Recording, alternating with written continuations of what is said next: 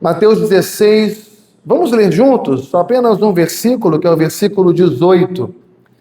Também eu te digo que tu és Pedro, e sobre esta pedra edificarei a minha igreja, e as portas do inferno não prevalecerão contra ela. E sobre esta pedra, vamos juntos? Edificarei a minha igreja, e as portas do inferno não prevalecerão contra ela. Amém. Quando Jesus esteve entre nós, realizou o ministério dele entre nós, e o que ele falou ao final de todas as coisas que ele fez, o que ele falou ao cabo de todas as coisas que ele realizou, é que ele veio para edificar a sua igreja. O que Jesus fez estando aqui entre nós? Ele esteve com as pessoas, ele conversou com as pessoas, ele evangelizou as pessoas, ele expulsou demônios, ele ressuscitou os mortos, ele curou as pessoas, ele consolou as famílias. Tudo isso ele fez. E ele fez muito mais. E ao final de tudo, ele concluiu: eu vim para edificar a minha igreja, e as portas do inferno não prevalecerão contra ela. Então, ao longo desse tempo, o que acontece? Jesus está edificando a sua igreja. Há 41 anos, ele edificou a igreja de Nova Vida de São Gonçalo. E ele tem sustentado essa igreja até aqui. Um dia, ele veio até nós e ele nos congregou nesse lugar. E ele disse para cada um de nós aqui: você será a minha igreja nesse espaço, nesse tempo, nesse momento. Então ele estava edificando a sua igreja nesse lugar. E como é que Jesus edifica a sua igreja? Ele chama as pessoas. Ele chama A, depois ele chama B, depois ele chama C, depois ele encontra um espaço na vida do D, e assim Jesus vai encontrando as pessoas e chamando as pessoas e vivendo uma experiência de comunhão, de intimidade com essas pessoas, reconciliando essas pessoas com o Pai e colocando no coração dessas pessoas a palavra da reconciliação. Segundo Coríntios capítulo 5 e 18, Paulo diz: ora, tudo provém de Deus, que nos reconciliou consigo mesmo por meio de Cristo e nos deu o ministério da reconciliação. Então, veja que ele fez algo em nós. Ele nos preparou para que nós fôssemos continuadores daquilo que ele veio fazer, que é edificar a sua igreja. E como é que ele edifica a sua igreja? Ele edifica a sua igreja com homens e mulheres. Ele edifica a sua igreja com pessoas como nós. Então entenda algo nessa noite: você é uma pessoa que Deus trouxe para esse lugar. E Deus tem separado cada um de vocês para juntar-se com outras pessoas que Ele também tem separado, a fim de que todos nós formemos o corpo de Cristo nessa igreja. Então você é especial para Deus. Diga para quem está do seu lado: você é especial para Deus. Ele separou a sua vida para juntar com a vida de outros irmãos. Ele juntou as nossas vidas nessa igreja e ele disse: esse é o meu corpo. Ele juntou as nossas vidas e disse: essa é a minha igreja. E edificando o Senhor a sua igreja, ele disse: as portas do inferno não prevalecerão contra ela. Ou seja, desde esse momento em que ele edifica a sua igreja, ele já dá a garantia. Desde o momento que ele edifica a sua igreja, ele já dá a vitória sobre o principal e o maior de todos os inimigos. Então, se Deus pode nos dar vitória sobre o principal dos nossos inimigos, Ele também é poderoso para fazer muito mais em outros detalhes da nossa vida, em outros aspectos da nossa vida, nos ajudando a enfrentar. Por isso, quem está em Cristo é nova criatura, irmãos. A Bíblia diz que as coisas velhas, as coisas do passado, aquela história que deixamos lá, aquilo já passou. E Deus fez nova todas as coisas. Agora tudo se fez novo, porque eu e você, nós somos nova criatura. Você é criação de Deus. Você nasceu do alto, você nasceu do Espírito. Por isso que a Bíblia diz que Deus nos abençoou, nos fazendo corpo, nos fazendo morada do seu Espírito. E por isso, Ele está presente em todas as circunstâncias da nossa vida. Ele é onipresente na minha vida, Ele é onipresente na sua vida. Ele é onisciente, Ele é onipotente na vida de cada um de nós. E na vida de cada um daqueles que Ele abriu o coração e dessas pessoas que receberam a Jesus como seu Salvador pessoal, como seu Senhor pessoal. Então Ele nos alcançou, Ele nos reuniu. E quando Ele nos alcançou e nos reuniu, Ele chamou isso de igreja, sua igreja. E Ele nos denominou seu corpo, do qual Ele é o cabeça. Ele é o cabeça dessa igreja, Ele é o cabeça da nossa família, Ele é o cabeça da nossa vida. Significa que nós somos um corpo, nós somos membros uns dos outros, como diz a Escritura, e Jesus é o cabeça desse corpo, cabeça que pensa. Jesus é o cabeça que orienta, Jesus é a cabeça que comanda, que dirige, é a cabeça que dá sustentabilidade, que nos ajuda nas nossas escolhas diárias, que nos ajuda nas nossas decisões, nas tomadas de decisões que nós temos que fazer todos os dias. Jesus é aquele que nos conduz nos caminhos da sua boa vontade, aquele a quem nós seguimos todos os dias da nossa vida, porque Ele nos chamou para sermos os seus seguidores. E um dia Ele disse para nós: eu vos farei pescadores de homens. Quando Ele fala isso, Ele está dizendo: eu vou dar sentido à sua vida.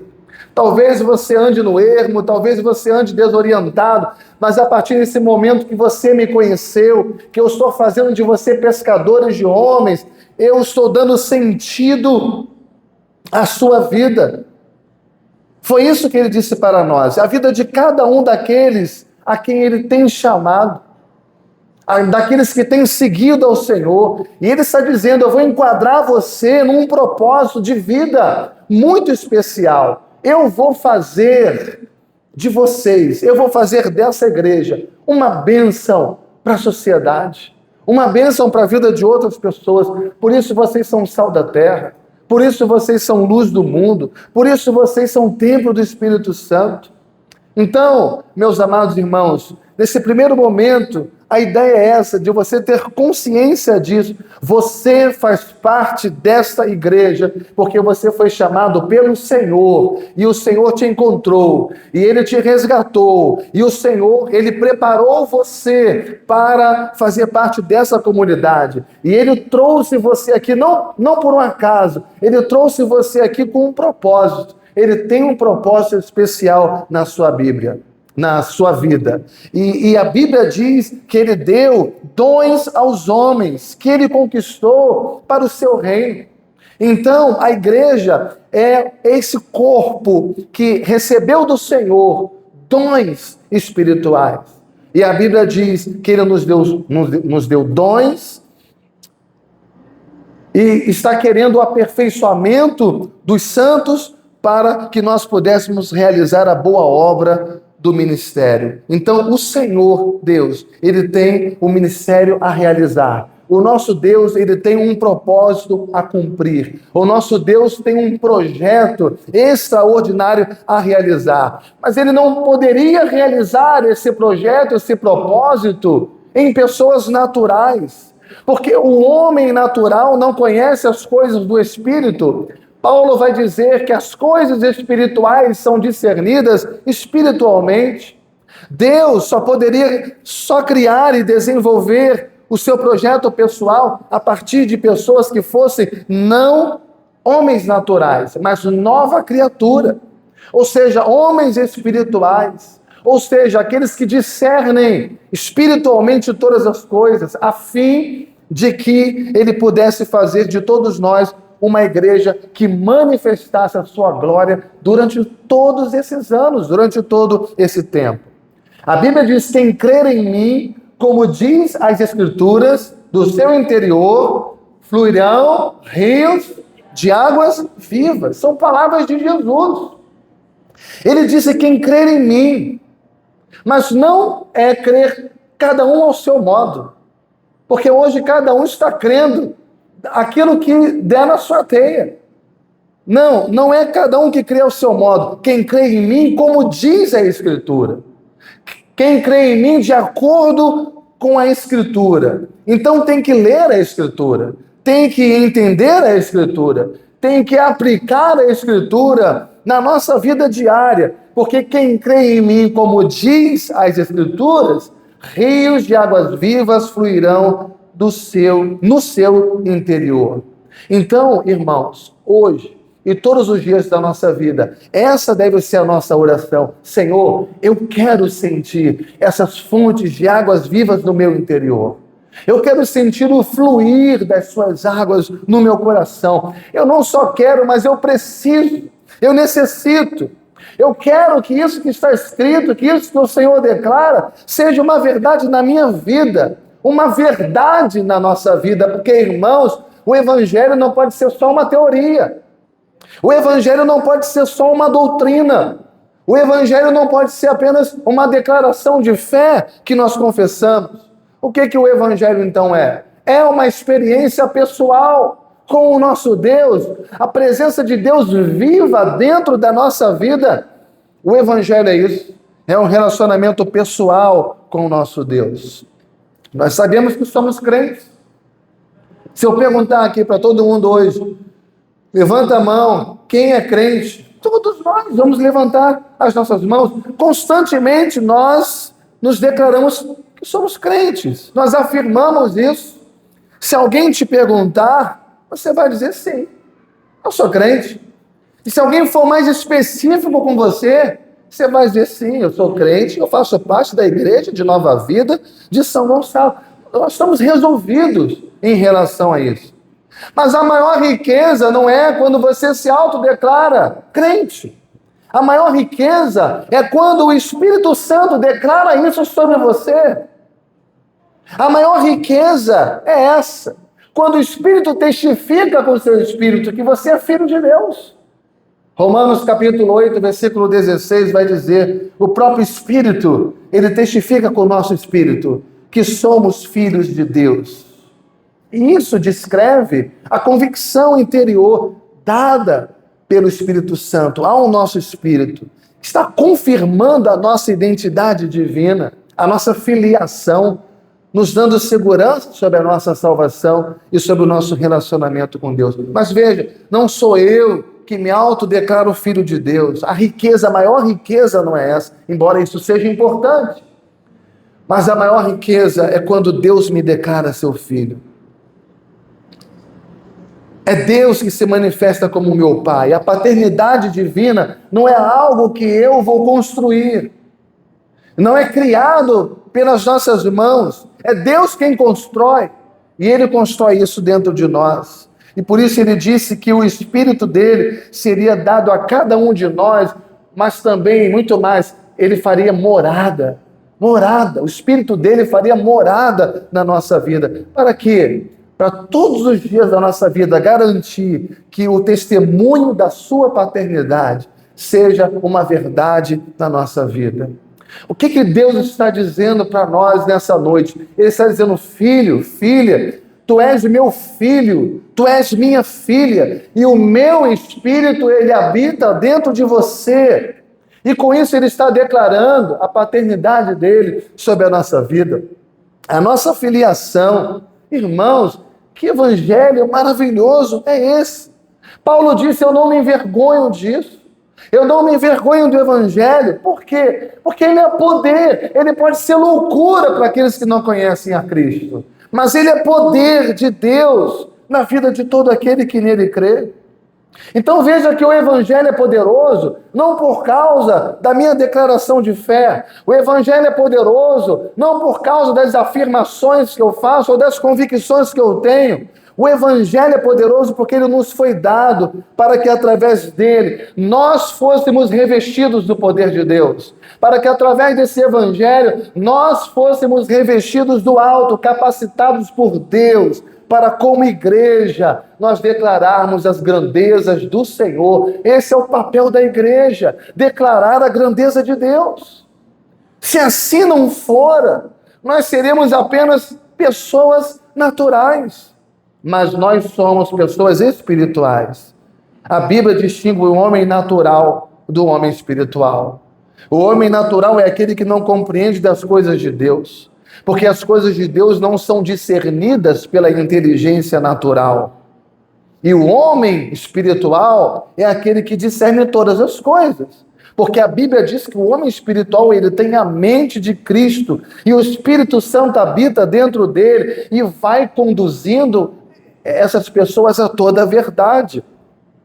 Então, veja bem, amados irmãos, você tem dentro de você o poder de Deus, que a gente chama de Evangelho, que é o quê? É a palavra de Deus poderosa dentro de nós.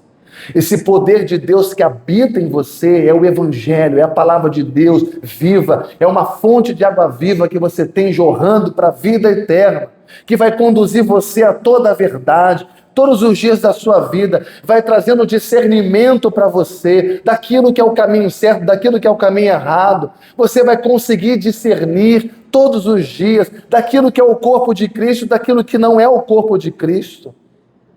Isso aqui, hoje, poderia ser apenas um ajuntamento religioso. Isso aqui hoje poderia ser apenas um espaço de cantoria, de música, de festa, simplesmente isso. Mas o que está acontecendo aqui hoje é muito mais do que isso. Isso aqui é o corpo de Cristo. Isso aqui é o corpo de Cristo. Isso aqui é a igreja do Senhor, que está em movimento, que é dinâmica. Isso aqui é a seara do Deus Altíssimo. E esse lugar, irmãos, esse ambiente é o cenário onde Deus realiza, através de cada um, o seu propósito, aqui e agora. O que eu estou fazendo aqui nesse momento? Eu estou me esforçando para dizer a você a bênção que você tem por ter sido chamado para ser a igreja de Cristo. Você tem um privilégio. Você recebeu essa bênção. O privilégio que você recebeu de ter sido selecionado por Deus, e Ele colocou o Espírito Santo dentro de você, e Ele fez com que uma fonte de água viva fluísse dentro de você. E Ele disse naquele momento: eu quero levar você para um outro nível. Eu quero que você saia dessa atmosfera terrena, desse nível superficial, e eu quero levar você para um outro nível. Irmãos, Deus deu a essa igreja um privilégio que muitos nesse mundo não têm. Muitos estão no caminho largo. Muitos estão no seu próprio caminho, no caminho da sua própria consciência, dos seus próprios achismos, das suas próprias ideologias. Nós estamos no caminho do Senhor. Nós estamos no caminho estreito. Nós estamos no caminho dolorido, espinhoso, mas o caminho que vai nos conduzir à glória eterna. Agora, a nossa vida, ela precisa transmitir isso. Nós precisamos reproduzir isso. Porque como igreja, nós não temos que absorver e guardar só para nós. Nós temos que ser testemunhas na vida de outras pessoas.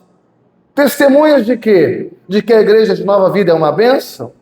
Testemunhas de quê? De que o pastor é uma bênção? De que os nossos líderes são uma bênção? Nossos irmãos são uma bênção? Tudo isso é importante. Tudo isso é bom, mas mais importante do que tudo isso é as pessoas crerem em Jesus através da sua vida. Mais importante do que tudo isso é as pessoas verem Jesus através de você. E aí você estará testemunhando de Jesus para outras pessoas. Então, é através do seu testemunho de vida, lá no seu trabalho, lá na sua faculdade, lá no seu colégio, lá na sua família, é através do seu testemunho de vida que eles vão olhar para você e se tornarão também discípulos de Jesus. Discípulos de Jesus são aqueles que estão dispostos a seguir a Jesus. E através de você, outros virão. Através de você, Deus vai acrescentar outras pessoas, a sua família, a família divina. E com isso a igreja vai crescendo. E o poder de Deus vai se manifestando na igreja à medida que você vai dando testemunho dele para outras pessoas. Por quê? Porque cada um passou a ter essa consciência do seu discipulado espiritual, desse compromisso, dessa responsabilidade que cada um tem. São ovelhas que geram outras ovelhas. Não é o pastor que gera ovelha.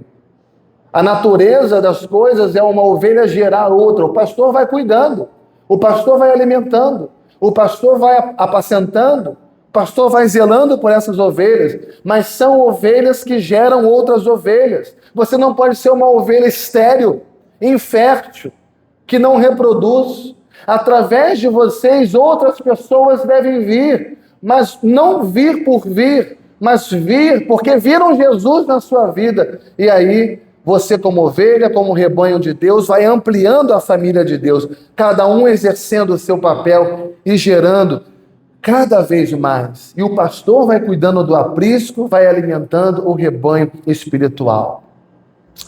Amados irmãos, essa igreja está celebrando 41 anos. E não existe coisa mais importante a fazer do que o que eu estou fazendo aqui nesse púlpito, nesse momento. Lembrar aos irmãos o privilégio que nós temos de ser a igreja de Jesus Cristo. Nós não somos só a igreja de Nova Vida, nós somos mais do que isso, nós somos uma placa. Nós somos a igreja de Jesus Cristo, nesse tempo, nesse lugar, com a capacitação espiritual que Deus deu a cada um para cumprir o propósito de Deus aqui. Cada um empenhado, comprometido em multiplicar esse rebanho de tal maneira, e esse é o propósito de Deus, que amanhã esse lugar seja pequeno, para reunir a família que cresce por causa do testemunho que cada um está dando no seu lugar, no seu ambiente, daquele rio de águas vivas que habita em nós e é promessa de Deus para todo aquele que nele crê. Que privilégio, irmãos, na sua vida, no seu coração, você ter a profunda consciência de que você foi separado por Deus para que você pudesse glorificar o nome dele através da sua vida. Paulo disse em Romanos capítulo 12: rogo-vos, pois, meus amados irmãos em Cristo Jesus, que apresenteis os vossos corpos a Deus como sacrifício vivo, santo e agradável. Paulo está orando. E, em resumo, essa oração que Paulo faz, ele está dizendo: irmãos, tragam suas vidas ao altar do Senhor. Ele está orando, está dizendo: irmãos, depositem suas vidas no altar do Senhor. Como se suas vidas fossem um sacrifício, ou seja, uma entrega incondicional. Que privilégio! Que honra para nós isso! Entregar a nossa vida no altar, dizer: olha, Senhor, eu estou à sua disposição. Eu estou à disposição do seu projeto, dos seus planos, da obra que o Senhor quer realizar aqui nessa terra. Que privilégio para nós nos entregarmos ao Senhor assim. Mas isso não pode ser um peso. Isso não pode ser um fardo na nossa vida, como se você arrastasse a sua vida até o altar de Deus para se entregar forçadamente. Não. É um sacrifício vivo. Ou seja, é uma vida disposta, é uma vida dinâmica, é uma oferta ao Senhor, é o melhor que você pode dar de tudo que você tem para Ele. É um sacrifício santo. Ele diz sacrifício vivo, santo. O sacrifício santo é uma vida separada para Deus, é uma vida separada para uso especial do Senhor, é uma vida separada para ser propriedade exclusiva, especial de Deus. Isso é que é a igreja, irmãos. Não é só cantar, sentar, levantar, bater palma, orar, abraçar, depois ir embora. Mas é a nossa vida comprometida com Ele, rendida de todo o coração, e dizer para Ele: Senhor, eu estou aqui, mas eu estou aqui conscientemente, eu sei o que eu estou fazendo, eu quero fazer isso. Eu estou colocando a minha vida, mais uma vez, diante do Senhor, diante do teu altar, e a gente faz isso como uma decisão nossa. A gente faz isso com alegria. A gente faz isso como uma santificação pessoal nossa diante de Deus. E Paulo diz, sabe o que isso vai ser? Paulo chama isso de culto racional. Ele diz que o nosso culto tem que ser um culto racional. E eu pergunto para vocês, irmãos, quantas vezes nós nos apresentamos diante de Deus oferecendo a Ele um culto racional? Quantas vezes? Tão poucas vezes. O que é um culto racional? É um culto pensado, é um culto inteligente. Eu sei o que eu estou fazendo. Eu não estou indo lá porque é mais um culto, mais um domingo. Eu não estou levantando a mão porque todo mundo levantou. Eu não estou sentando porque todo mundo sentou. Eu sei o que eu estou falando. Eu sei o que eu estou ouvindo. Eu sei o que eu estou reproduzindo. Eu sei o que eu estou oferecendo para o meu Deus. Porque na maioria das vezes nós oferecemos um culto que nada mais é do que um costume daquilo que se faz. É uma repetição do que todo mundo faz. Mas a nossa postura deve ser sempre como a postura de Isaías, lá no capítulo 6. Eu vi o Senhor assentado num alto e sublime trono. E ele completa, ai de mim, que me torno cada vez menor diante dessa visão espetacular. Ai de mim que sou imprudente. Isaías disse, ai de mim, porque eu sou um homem de vida impura, de lábios impuros, e habito no meio de um povo de impuros lábios. Ai de mim, porque eu não tenho nem como ficar na presença do Deus Altíssimo. Ai de mim. E naquele momento, Isaías capítulo 6, sob as ordens do Senhor, a Bíblia diz que o anjo vai lá e toca nele com uma tenaz e purifica Isaías, para que a partir daquele momento o discurso de Isaías seja um discurso diferente, para que a partir daquele momento Isaías não fique mais falando, reclamando, murmurando das suas mazelas, mas o anjo toca em Isaías para que a partir daquele momento ele comece a falar da glória de Deus, da grandeza do Senhor. E aí em seguida Deus vai dizer, a quem eu vou enviar? Quem falará por mim? E agora Isaías, tocado pelo Senhor, ele diz, Senhor, por tudo que eu vi aqui nessa noite, no seu santuário, diante da sua grandeza, diante do seu poder, Senhor, envia-me a mim. Será que alguém pode dizer isso nessa noite? Senhor, envia-me a mim. E o que Deus disse para ele? Vai e proclama ao meu povo. Vai e proclama ao meu povo. E aí Isaías sai daquele lugar entendendo que aquela noite não foi um culto qualquer. Isaías sai daquele lugar entendendo que o que ele teve foi uma experiência profunda com Deus. Foi muito mais do que cantar, foi muito mais do que participar de um culto. Ele teve uma transformação na sua vida.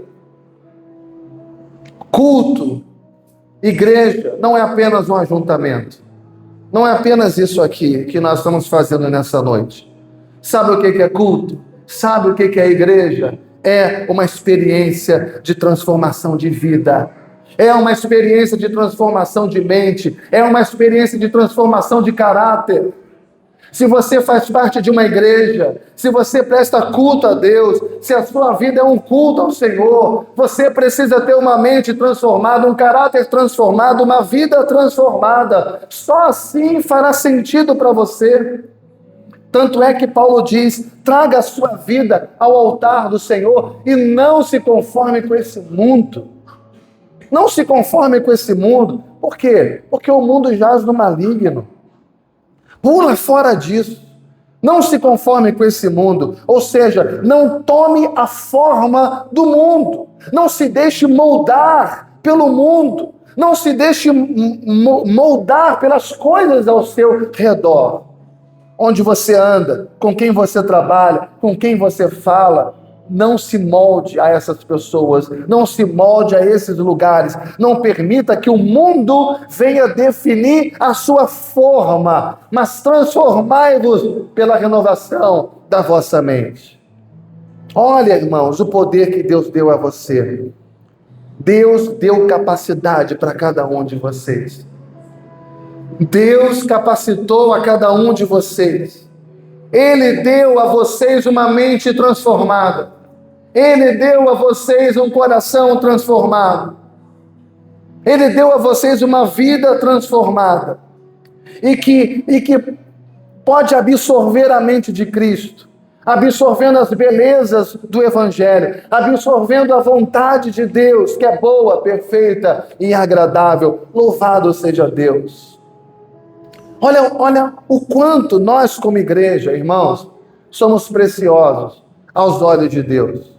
Olha quantas oportunidades Deus abriu para nós de transformar a nossa vida, de fazer algo novo na nossa vida, de fazer algo diferente na nossa vida. E ele disse: você crê em Jesus, como diz a Escritura? Então rios de águas vivas fluirão do seu interior. Você ganhou um presente. Você vai ter uma fonte divina dentro de você. E ela não vai se esgotar, jamais. Quanto custa uma fonte? Qual é o preço desse rio que flui e que nunca se esgota? Tem um preço, e esse preço foi o precioso sangue de Jesus. O que uma fonte divina pode fazer por você? Pode encher a sua vida de novidade, pode encher a sua vida de esperança, pode encher a sua vida de coisas maravilhosas que você não é capaz de imaginar. Só um exemplo: Paulo um dia foi arrebatado e levado ao terceiro céu, e ele disse que ele teve visões extraordinárias que não me são lícitas, disse ele, de declarar. Até me foi dado um espinho na carne para eu não me ensoberbecer com a beleza das coisas que eu vi. As coisas que o Senhor tem preparado para nós, as coisas que Deus tem feito por nós, as coisas que Deus tem realizado por nós. É pela fé que você trafega o mundo espiritual. O homem natural jamais vai conseguir entender o mundo espiritual. É pela fé que você caminha no mundo espiritual. Não é pelo homem natural que você é, mas pelo homem espiritual, aquele que foi ungido pelo Espírito. E aí ele vai derramar fé no seu coração. E a partir desse momento, você deixa de ser um homem natural e passa a ser um homem espiritual. Por isso ele diz que você tem que se despir do velho homem e se revestir de uma novidade de vida. Ou seja, uma nova criatura, um novo homem, revestido de equidade, de retidão e justiça. Que Deus abençoe a sua vida. Que Deus, ele te encha cada vez mais da graça dele. Que Deus, irmão, seja com essa igreja. Eu não sei quanto tempo Deus ainda tem para a sua igreja aqui nessa terra, mas até que chegue o grande dia do Senhor, que ele encha-nos de poder, que ele encha essa igreja de poder, e que nós possamos declarar a glória do Senhor nesse lugar. Que cada um que entrar aqui sinta a presença de Deus, seja tocado por essa presença, e que cada um que faz ou que fizer parte desta casa, que seja um instrumento nas mãos do Deus Altíssimo para glorificar a Deus durante toda a tua vida aqui nesse lugar. Amém? Vamos aplaudir ao Senhor Jesus. Bendito seja Deus. Bendito Deus, te damos graças porque o Senhor tem sido tão bom para nós.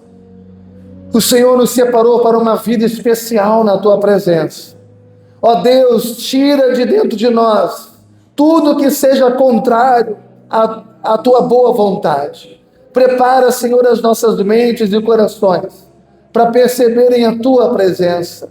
Unge, Senhor, a vida de cada um e nos dá o privilégio de sentir a tua fonte bendita, jorrando água viva dentro de cada um de nós, provendo para nós tudo que for necessário para que sejamos homens e mulheres segundo o teu coração.